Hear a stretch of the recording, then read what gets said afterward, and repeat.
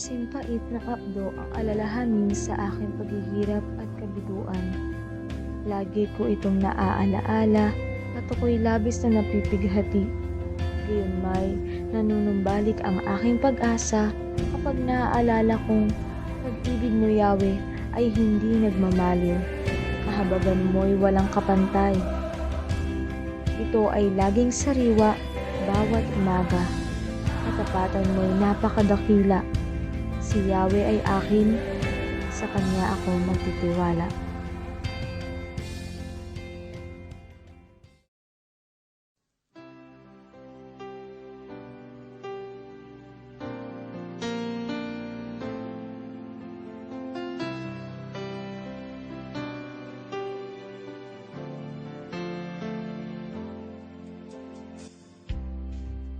Nagsimula ang New Faith Bacoor chapter noong ika-3 ng Oktubre taong 1999 sa garahe ng pamilya Francisco. Nagsimula ito sa 9 na tao na nagpakita ng suporta sa gawaing ito. Nagsimula ito na wala ni isang instrumento na magagamit sa panambahan, kundi nangihiram lamang sila ng karaoke at microphone sa kapatiran. At ang gitara naman ay hinihiram sa Great Shepherd worship leader para lang may magamit sa panambahan. Kakibat sa pagsisimula nito ang mga pang-uusig, panghuhusga, pang-iinsulto ng maraming mga tao na nakapaligid dito. Ngunit sa kabila ng lahat ng mga ito, ang Diyos ay nadarama na talaga namang sumasama dito dahil di rin nagtagal ng buwan ding iyon ay nakatanggap ang church ng tulong mula sa iba't ibang mga tao. Nakakatuwang karanasan dahil isang buwan pa lamang ay makikita na ang katapatan ng Diyos sa iglesia. Nagpatuloy ang gawain na ang inaasahan talaga ay ang kamay ng Diyos. Kaya mataimtimang panalangin ang sama-samang ginagawa ng miyembro ng New Faith Bacoor chapter. Kaya bilang reward ng Diyos, buwan ng Pebrero taong 2000 ay may ginamit na naman ng Diyos na iba't ibang tao upang makabili ng ilang gamit ng simbahan. Dumating ang pagkakataon dahil sa matinding hirap, tiisin at kalungkutan, mahirap man sa kalooban ni Pastora Lita ay napagdesisyonan ng New Faith General Council na isara na ang New Faith Bacoor. Ngunit talagang napakabuti ng Diyos dahil wala talagang pwedeng magsara ng gawain niya na siya talaga ang nagbukas. Dahil isang gabi habang nananalangin si Pastora Lita ay nangusap ang Diyos sa Panaghoy 3:19-24. Sinabi niya na huwag kong iwanan ang gawain na pinagdalhan niya sa akin. Sa kabila ng hirap, tiisin, ipinadama niya sa akin ang kanyang pag-ibig. Kaya simula noon, nag-iba ang pasya ni Pastora Lita at tumibay lalo ang pananalig niya sa Diyos. Kaya nagpatuloy ang paghayo na sa Diyos umaasa. May 26, 2002, dumating sa iglesia si Brother Elmer Santiago at nag-commit sa pagtulong sa gawain. Siya ang humawak sa youth ministry at music team. Nagkaroon din ng extension ng gawain sa Zapote 1 at Villa Esperanza. Hanggang taong 2005, ay nagkaroon ng planong ilabas ang gawain sa Camellia, kaya ipinagdasal ito at nagharap na rin na mapaglilipatan. Kaya isang gabi ng Friday 2006, pagkatapos ng prayer warrior, biglang nabanggit ni Sister Lina Latade na maaari nilang gawing simbahan ang mismong bahay na inuupahan nila. Kaya naman, July 2, 2006, kauna-unahang nasimulan ang Sunday worship sa landscape. Simula nang mailipat ang gawain sa landscape, ay nakita agad ang unti-unting pagganda at pag-ayos ng mga gawain. Nagkaroon ng pagtuturo sa bata, pag-Sabado, at may ilang youth na rin ang nagsisimba tuwing linggo. Noong ika-7 anibersaryo ng iglesia, unang linggo ng Oktubre, ginanap ang kauna-unahang Pass the Blessing program. Sa tulong ng mga miyembro ay nakapamahagi ng biyaya na humigit kubulang 40 na pack of groceries sa mga kapwa Maralita. Pagdating ng February 2007, dahil ang iglesia ay isa sa partner ng Mama's Hope Norway, nagbibigay taon-taon ng free school supply sa mga estudyante, nagkaroon ng pag-iikot sa community ng landscape. At isa sa nakuhang recipients ay ang mga anak ni Rosalyn Swalog. Naging regular sila sa pagdalo at nagkaroon ng Bible study sa tahanan. Sadyang ang biyaya ng Diyos ay di kayang limitahan dahil kay Rosaline, buwan ng May nakilala ni Pastora Lita si Tess Walog na kasalukuyang may nobyong foreigner na si Mr. Pete Calleca. Hingi po ng Diyos si Mr. Pete para talagang suportahan ang needs ng church. Di pa tumigil ang pagpapala ng Diyos dahil ang favor niya sa iglesia ay laging nararanasan. Dumating sa pagkakataon na binili ni Mr. Pete ang lugar na inuupahan ng iglesia at ang kadikit bahay pa nito at pinagawa nito ng second floor. Labis ang galak na naramdaman ni Pastora Lita dahil naniniwala siya na ito ang reward ng Diyos na mapagtagumpayan niya ang isa sa pinakamalaking tukso na dumating sa kanya noong 2006. Namangha ang marami sa mga biyayang natanggap ng iglesia. Dahil dito, nakita na ang Diyos ay kayang humipo ng kahit sino para tuparin niya ang kanyang pangako sa kanyang mga tunay na anak na nanangan sa pangako niya at nagpapatuloy kahit anong sitwasyon sa buhay. Maganda ang takbo ng gawain at puno ng pag-asa, kaya napagdesisyonan din ng council na lumipat sina Elmer at Shell sa landscape para samahan si Pastora Lita. Taong 2013, mula New Faith ay napalitan ang pangalan nito ng Kingdom Life Family Church, Bacoor Chapter. Marami ang naging programa ng KLFC at karamay ng kabataan. Taong 2001, nang makasama na ni Pastora Lita ang Diyos.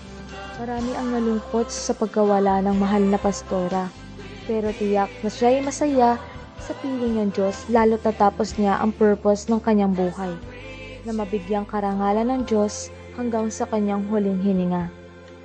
2023, mula KLFC ay naging independent church na tayo.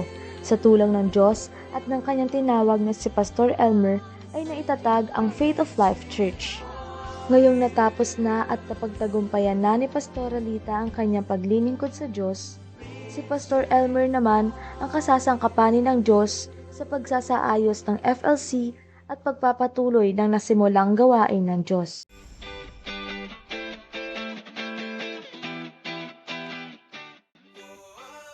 Congratulations, FLC, on 24 years of ministry. It's beautiful. I remember the first time I come there was 2007, which was about, 16 years ago. And I didn't realize then that the ministry was 8 years old. I thought it was fairly new at the time, but it had been going on for quite a while. But congratulations. Keep on doing the good work of God. And hope to see you next year in 2024. God bless. Hello church, good morning, happy anniversary.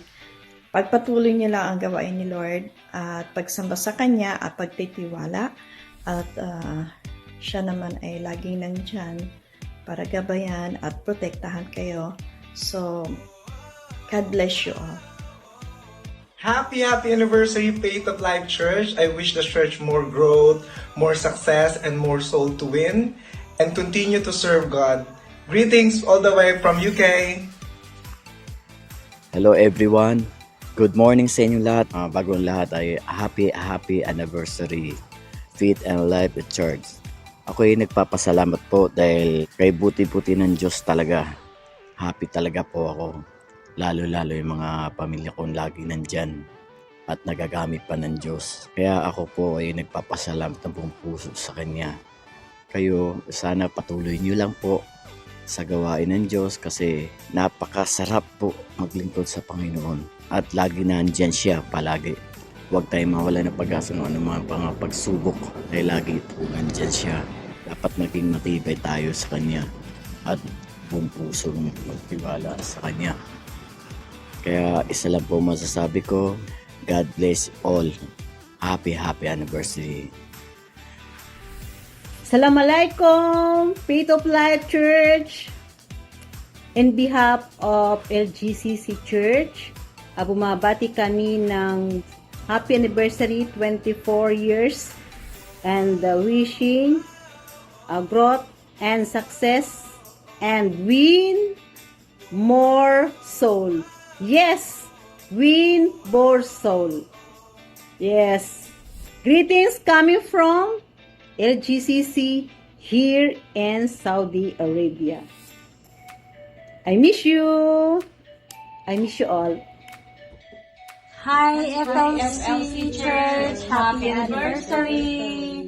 Greetings from Alaska! In behalf of CBMA, City of Bacoor Ministries Association, Zone 3, ako po ang inyong lingkod, si Bishop Edgar Bistal, ay bumabati ng happy 24th year anniversary ng Faith of Life Church under the leadership of Pastor Elmer Santiago. Aking pinapanalangin ang inyong kasaganaan at pag-unlad ng inyong iglesia ay inyong makamtan. God bless you all. Mapagpalang araw po. In behalf po ng CBMA, City of Bacoor Ministries Association, ito po ang inyong lingkod, si Pastor Sam. Buwabati po sa Faith of Life Church sa pangunguna ni Pastor Elmer Santiago. Kami po ay nagpapasalamat sa Panginoon sa inyong mga buhay, sa inyong paglilingkod, at nawa ay patuloy po kayong pagpalain, patatagin at palaguin ng ating Panginoon. Sabi po ng Philippians 1:6, siya na nagpasimula ng magandang bagay sa ating buhay ay kanyang lulubos-lubusin hanggang sa kanyang muling pagparito. Dalain ko sa Panginoon na kayo po ay patuloy na pagpalain at ingatan ng ating Diyos na buhay. Muli po, happy anniversary sa Faith of Life Church, and congratulations to Pastor Elmer Santiago sa kanyang may bahay, sa lahat po ng leaders at workers at sa buong kongregasyon ng inyong church. God bless you po.